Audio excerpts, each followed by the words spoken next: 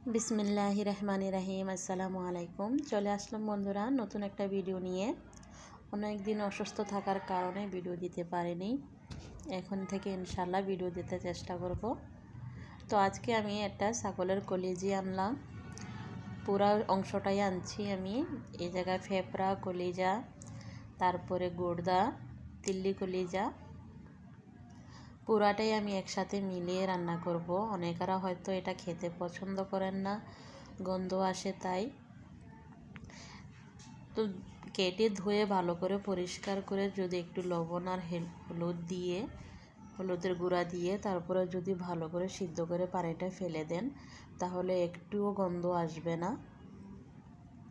আর যদি ভালো করে মশলা দিয়ে ভুনে কষিয়ে রান্না করেন তাহলে একটুও গন্ধ আসবে না, খেতে অনেক ভালো লাগে। আর আমরা সবাই জানি ছাগলের কলিজা খেতে অনেক ভালো স্বাস্থ্যের জন্য। যেহেতু এটা আমি আমার মেয়ের জন্য এনেছি, ওর রক্তের অভাব, তাই ডাক্তার বলেছিল ছাগলের কলিজা খাওয়াতে। তো পাকিস্তানের বন্ধুরা ছাগলের কলিজা অনেক দাম। আমি এতটুকু কলিজা 500 টাকা দিয়ে এনেছি।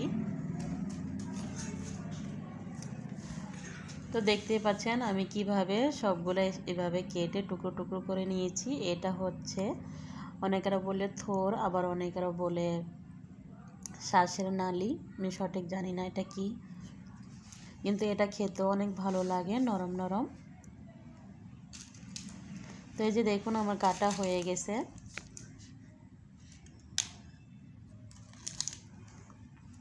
তো আমি ভালো করে ধুয়ে পরিষ্কার করে এখন আমি এটা সিদ্ধ করে নেব লবণ আর হলুদ দিয়ে। আপনারা চাইলে সামান্য একটু ভিনেগার দিতে পারেন। তো এই যে দেখেন সিদ্ধ হয়ে গেছে, আমি পানিটা ফেলে আরও ভালো করে ওয়াশ করে নিয়েছি।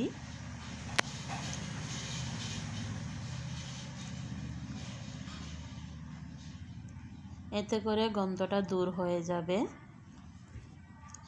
আর বন্ধুরা সব ছাগলের মাংস বা কলিজা থেকে গন্ধ আসে না, কিছু কিছু ছাগলের কলিজা থেকে গন্ধ আসে। তো এই যে দেখুন আমি কড়াইতে তেল দিয়ে দিয়েছি, এখন আমি পেঁয়াজ কুচি দিয়ে দিচ্ছি।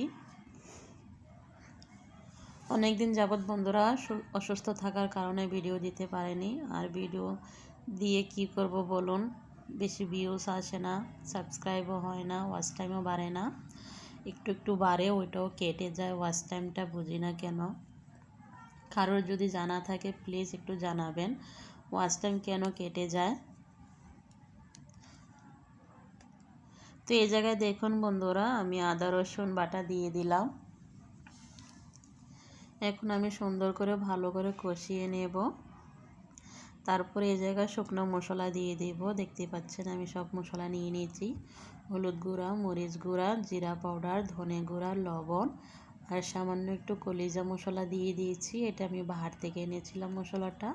ওটা দিলে ফ্লেভারটা একটু ভালো হয়, খেতে আরও ভালো লাগে। তো এই যে দেখুন আমি কষিয়ে নিলাম। কষানো হয়ে গেছে বন্ধুরা, এখন আমি সিদ্ধ করা ফেফড়া, কলিজা সবগুলো আমি দিয়ে দিব।